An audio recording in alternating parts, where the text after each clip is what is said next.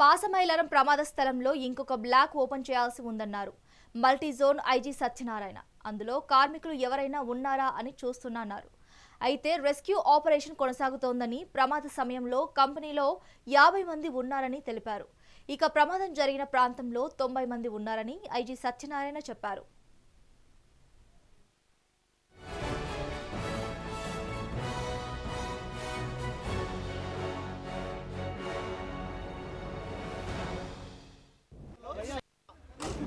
Chemicals production ఫ్యాక్టరీలో ఒక blast జరిగింది.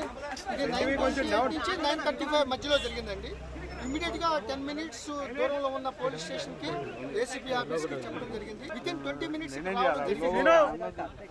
ఎన్డీఆర్ఎఫ్, స్టేట్ ఎస్డీఆర్ఎఫ్, డీడీఆర్ఎఫ్, ఇంచుమించు 10 ఫైర్ ఇంజన్లు, రెవెన్యూ, పోలీసు, స్టేట్ సంబంధించిన బలగాలందరూ కూడా ఇక్కడ రావడం జరిగింది.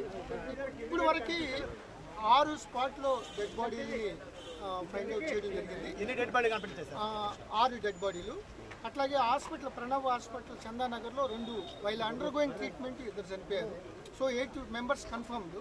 సో 26 మెంబర్స్ ఇంజర్డ్ అయ్యారు. దాంట్లో కూడా ఒక 2-3 చాలా సీరియస్గా ఉన్నారు.